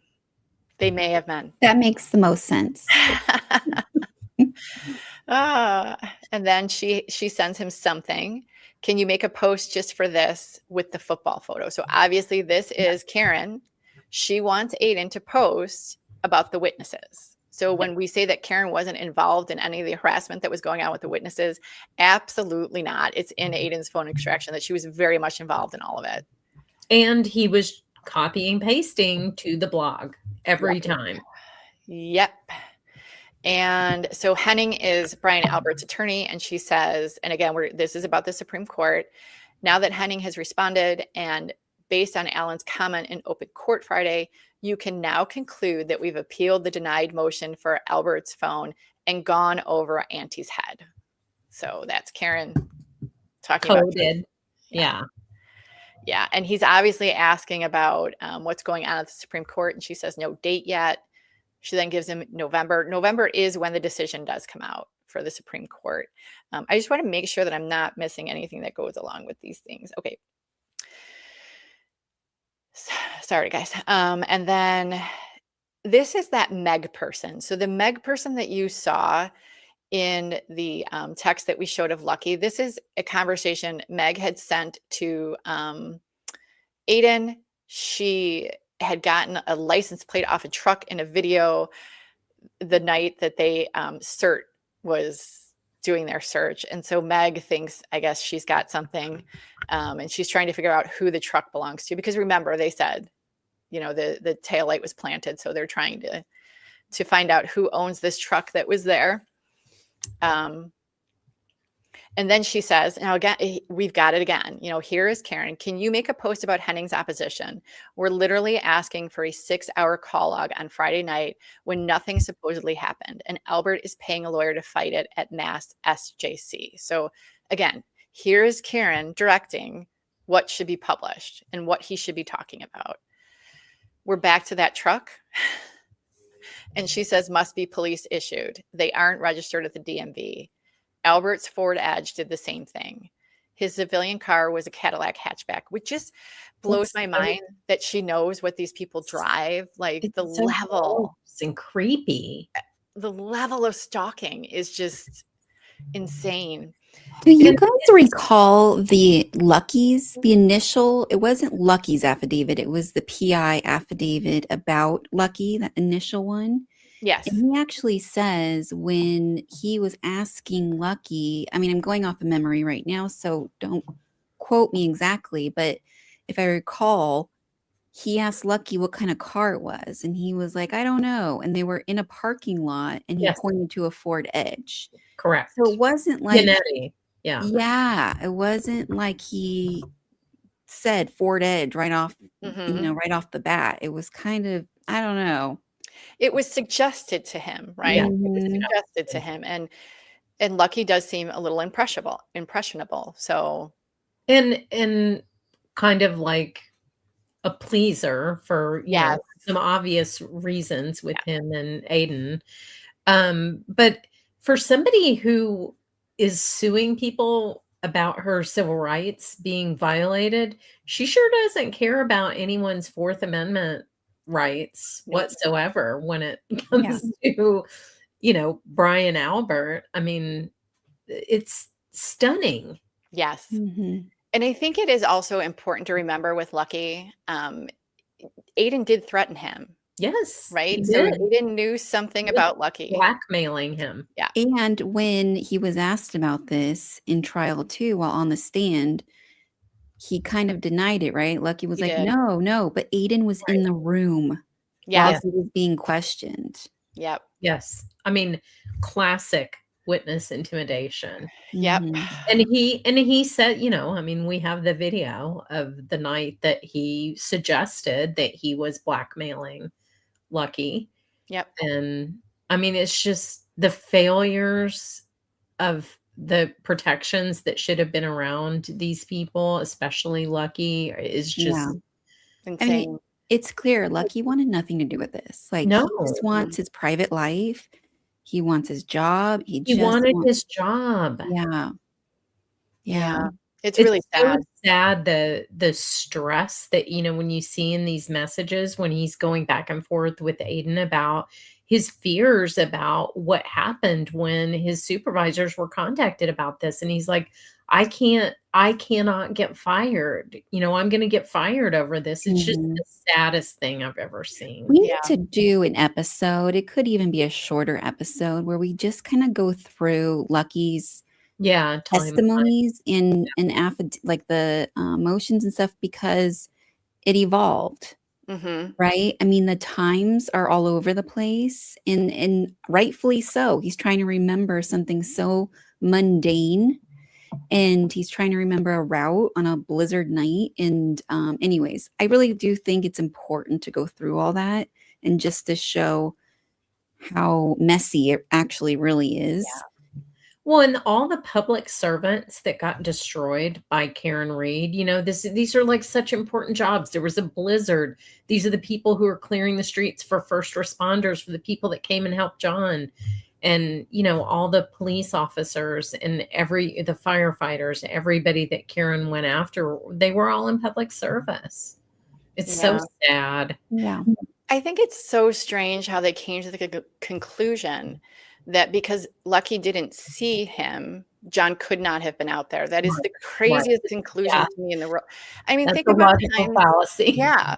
When you've been driving in a car with somebody and they're like, oh my God, did you see that? And you're like, no, I didn't see that. What are you talking about? Like, it happens all the time. So just because he didn't see him does not mean he wasn't there. He also didn't see that huge dumpster. Remember that? Correct. In Didn't the see that. driveway. Well, and it doesn't even match the defense's narrative. That, I mean, granted, the defense's narrative has changed over time, but I mean, they're suggesting that Jen was Googling at 2:27 how long for John to be outside, right, dying in the cold, and she's Googling this from home at 2:27. Yet Lucky goes down at 3:30 and doesn't see a body. Why would Jen even be Googling that at that time when she's not even home? That is such a great point, Tuesday. That is such a great Oh, yeah, point. it just makes no sense. I mean, you know, people either are ignorant and naive to the fact that you do not see things you are not looking for, especially at night in a snow while you're with a group of people and you're tired. And are the windows foggy? I don't know. I mean, you just don't know. To say that they had to see it is faulty logic. Yes. Yeah. Mhm. Yep. So we're back to the picture of Brian and Nicole, and Karen says definitely them at the game. And then she says, most of them I have, but someone from Canton just sent me that one. So these Facebook groups and this social media was also vital for Karen to have her own line to these people, because we see it right here. They're sending things directly to Karen. And then we have this person, Sarah Lambert, and she gives out this information to Aiden about Bob Galvin, so Denise's husband, Jen's brother-in-law. Bob Galvin's son is the varsity lacrosse coach, which Dylan Albert, like this is a child. Dylan is a child. Right. Dylan Albert's youngest son plays for. So she's talking about one of Chris's sons. Casey Bradley girls lacrosse coach has been driving McCabe, two youngest daughters, with John O'Keefe niece to and from school. Of course, neither girl goes to classes. That's not true. I mean, that's not true of McCabe girls. But Sarah, I don't know who you are, but just wow. Just wow. What is wrong with these older women who are just camping on people's sporting events and sending them to Aiden and Karen? Yeah. And we see, I mean, these are minor children that this woman is talking about. These are minor children. These are, we're not just even saying that like these are so-and-so's kids. These are literal kids. Right. I mean, there are so many messages like that. It's so disturbing. Yeah. This next series is going to be disturbing for people too. Karen sends him something and she says, you see this? And then she says, LOL, yep. You know, he's a hardcore racist. Caitlin too. So clearly she's talking about Tristan. Right. You know, that's a horrible thing to accuse somebody of. Karen has no problem doing that. And she obviously got it from whatever Aiden had posted. She's telling the guy that was searching Hitler haircut. Yes. Yes. Right. Yeah. Yeah. Someone doing terrible racist accounts on Twitter and yeah. Someone posted it in your comments and she's like, I know. Here Karen is, and let me check we might have a video for this. Yep. I've got a video that goes along with this. So when Karen says the last segment wasn't bad, she's talking about Court TV. And so we've seen this message before. How do you pronounce his name? Who? Dubé. Is it Dubé? Oh, Dubé. Yeah. Dubé. Philip. Yeah. Philip Dubé came on to Alan once. Now he hates him. Yeah. Which he denied. Yeah. Philip said that wasn't true. No. But I think we should play that video now that goes along with these.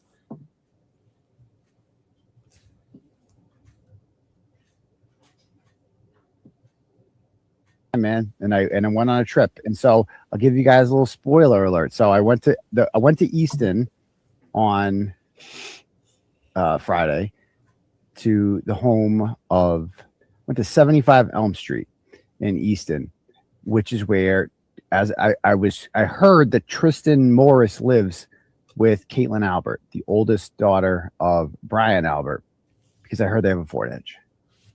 And I went to their house and I saw the mail in the mailbox, and it's his house. And I knocked on the door and heard a very loud and aggressive German Shepherd in there. Now, people thinking it's Chloe. It's not Chloe. I've seen the pictures from Caitlin's Instagram. She's posted videos and pictures of the dog. I've already went down that rabbit hole months ago. It is not Chloe. These people just have a thing for aggressive German Shepherds. So I heard the dog there, so I knew it was the house. There's no cars in the driveway. But then, you know, turtle riders went by there today, some Easton turtle riders, and they got a picture of the car. Boom. White Ford Edge. So there's a white Ford Edge at the house. Another one. Because keep in mind, man, Caitlin Albert says she left that house at 12:15. Says she left that house at 12:15. No, she didn't say that. Her parents said that because she was weekend, or this on Friday night after the court hearing. And Vinny Politan's on. Vinny's great. Vinny is fully on our team. I think it's safe to say at this point. Fully on board with us. And just watch on this. A Boston police officer report for talking about up in the Boston area that there's this public outcry of support for someone accused of murdering a Boston police officer. Did you hear me? This is great. An outpouring of support for someone accused of murdering a Boston police officer. This is the scene in Dedham, Massachusetts, outside the courthouse today for another hearing in the case against Karen Reed. The victim in the case was her boyfriend, John O'Keefe, a Boston police officer. She's accused of murdering him with her car. Look at this. Nick, there's a truck with a billboard. Justice. And then they have this incriminating Google search that the defense believes is the key to. And that right there was worth the price of it, guys. That, like, mission accomplished. Welcome to Marketing 101 right there, right? We were on the steps of the courthouse and we got the attention of the media and they talked about it. Like, and this is why it's important, because this is unusual. No, he's like, repeat, this is a criminal defendant on trial for murder. I've never seen this before. That catches people's attention. And when it does, they immediately think, like, something's up here. Like, something, let me look into this more. Like, this, surely they can't all be stupid. They can't all be whack jobs. And it gets their attention. So we are making a difference. The case to uncovering this. Listen, now remember, she's accused Okay, of murdering her boyfriend with her car. We need to clip Alan. Can we get a clip of Alan Jackson's speech, like just having the speech? That would be really cool to have. Guys, find the evidence, and he doesn't like it. So you know what he does? He tells us. He tells you, stop it. His words. Stop it. We ain't got no quit.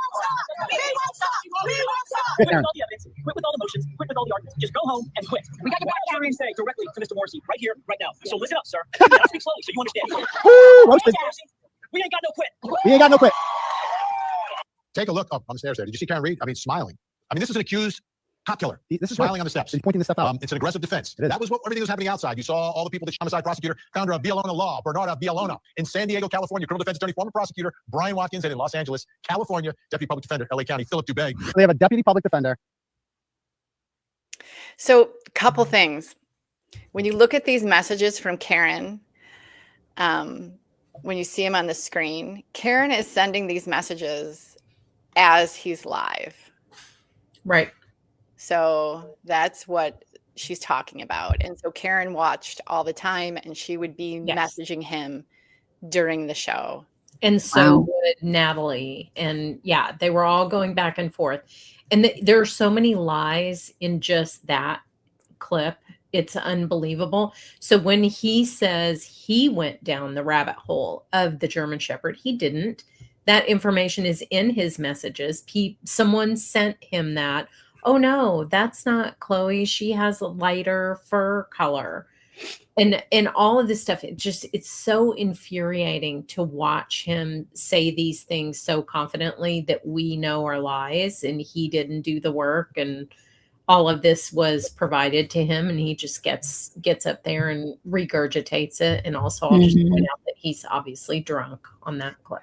Well, I mean, I think what's crazy when you think about it, I mean, he admits on his live, he went through their mailbox. Yes. I mean, he doxed them. He gave their address. Yeah. I mean, that's not journalism. It's a federal crime to go through somebody's mail. And we don't see any messages from Karen saying, hey, don't do that. Don't do that. Right. You know, she's watching, she's listening to this stuff as he's saying it. I love too is we got to talk about this real quickly is what is the difference between a barking German Shepherd and an aggressive barking German Shepherd? Your imagination. That's the right. difference. Like, did the dog be like, I'm aggressive? The dog's like, I hate Turtle Boy. Yeah. Yeah. And did you hear him tell his audience, because she had given him the directive, she wanted like she wanted a post with just Alan Jackson talking to Morrissey. Yes. And then he's live and he tells his audience, somebody should clip this. Somebody should clip this and post this. Yeah. So it's so choreographed and unoriginal. He is correct. Karen Reed. Yeah. He is correct though when he says that when it's actually the theory of social proof in marketing, is when people see a bunch of people making, believing and pushing something, people stop and they start thinking it's for a reason. I mean, he's not wrong. So Yep. he was marketing. It was marketing and it was working well. Yeah, no, he understood the assignment. Yeah, he sure did. And then I don't know what she's talking about here. The white guy on Friday after the hearing. We're going back to the Facebook groups. Here's Karen. Oh, I think it was a repost from the Justice page. I'll check. Someone sent it to me, and she sends this photo. And then this little series of messages, I just want you guys to see this because this is someone involved in this. This is somebody that lives in that area. And apparently she has posted something to the Facebook group that she had no business posting. And so she sends Aiden a message and she's like, hey, can you take down this post ASAP? Hi, Angela, can you please take the picture down? I posted it without knowing someone's kid was in it. And that Angela is that Angela Chan O'Donnell that was involved in all this stuff as well. And Jill says, I sent this to Angela first about that message that she sent to Aiden. And she's like, yeah, the front kids, they got to BSU and mom saw I posted it and is bullshit at me. So the mom of the kids is like, why the hell would you do something like that? And then she says, because the parent of one of them is pissed. Pissed B has her kids on it. I know, I'm just trying to get myself out of trouble. My friend that sent it to me didn't tell me not to post. Can you at least scratch the faces out of the front? I don't want to deal with this woman, LOL. I got the pic from a friend and I didn't know it was her friend's kid. Oh, well, we'll see how it goes. But my good friend is neighbors with her. So you've got these people that are so caught up in this hysteria that they are willing to do these things. It blows my mind. The number level of messages that are like, please keep me anonymous, but here is some disgusting false gossip about the XYZ children. Yeah. I mean, it's high school. It's like high school on this just big ass world platform. Yep. And it's a bunch of older women who are just like, it's worse than gossip. I wish there was another word. I was kind of struggling to find a word the other day for this when I was posting some of these messages.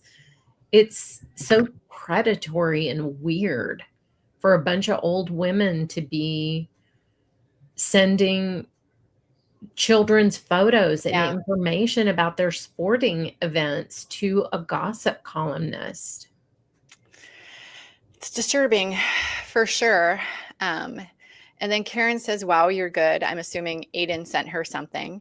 The next message is what the fuck? And she says he commented on a post about him. This again goes back to Jim Ferris. I think Jim Ferris had made a post in a Facebook group. It wasn't one of the Karen, John O'Keefe. It was some Canton group that he had made a post because he had gotten a lot of heat for what Karen said happened outside of D&E.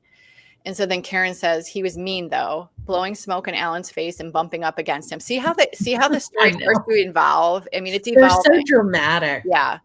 It's like the Don at the Ponderosa. He was blowing smoke at little Alan. Yep.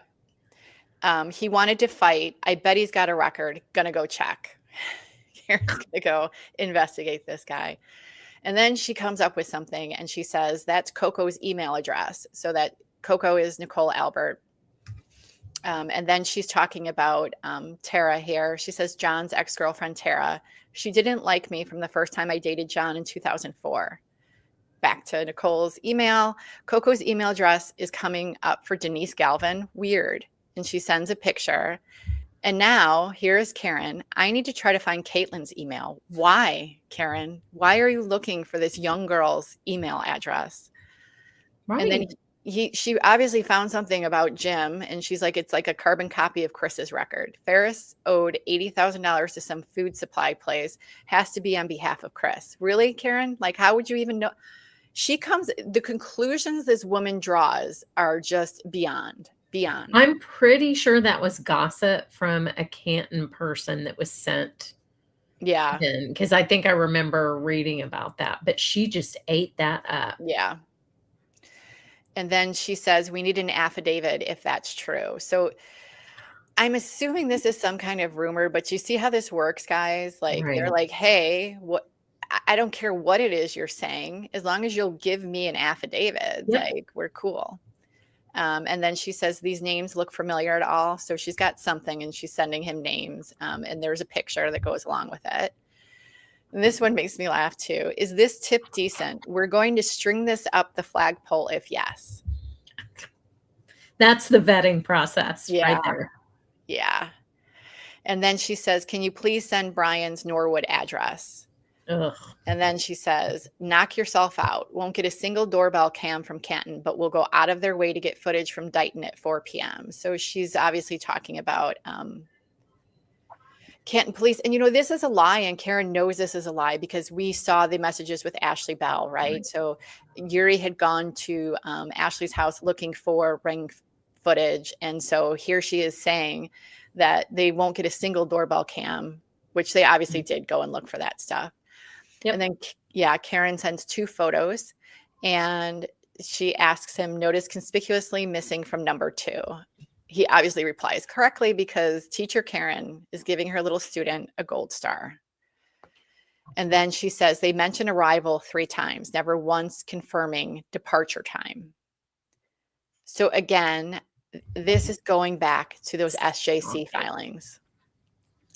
It seems like at this point, they're just trying to find out what we have. And so she pumps this up with Aiden quite a bit. Like they have to hide all this stuff so the Commonwealth doesn't find out about it. So, they've got to wait. They can't put it in a filing because then the Commonwealth will know. Like but at the same time, they're trying to get the case dismissed. You know what I mean? Like that's what I don't know how he didn't take a step back and was like, these things that you're saying to me make absolutely no sense, lady. Like this makes no sense. Right. Yeah. And we're coming up on 2 hours and we are not going to get through all of this, guys. So this is going to have to be a 2-part show. Harder. Yeah, definitely. It might actually, because we go all the way to the end. So it might end up being 3 parts. There's so much here. And I think you guys got a really good taste of what is happening, right? So we've got Aiden and Karen working together. We've got them pushing for this social media that they can control. And they've got the money machine going, right, with these illegal activities. Mm-hmm. And they've pulled all these people in, right? So not only are they financially supporting them, they're sending in donations as well as participating in these illegal raffles. They are out in the community being spies for them. Right. I mean, it's wild. It's really wild what they created here. But there is a lot more. Do you guys want to stop here? Or probably a good time to stop. Or I think it's a good place. Yeah. Yeah. So we'll stop at like 83.75. And again, this series is about those SJC filings. So if you guys haven't read those filings, you should read them because there's a lot going on in the next couple of weeks on these about Karen's thoughts about the SJC and remember the optimism. Remember the foolish optimism about the SJC leading up to that. Yes. I'm going to ruin it for you guys, but there's when Aiden says, he did all this research and he was looking at all this stuff and reading everything. She actually is like, Aiden, you can read it. It's only 41 pages because he hasn't read the SJC stuff, right? He says no. Yeah. So, Aiden lied to y'all. He was not reading and researching himself. Oh my God. And there are so many messages where people are trying to send him stuff. So Canton people or people who were talking to him about other cases.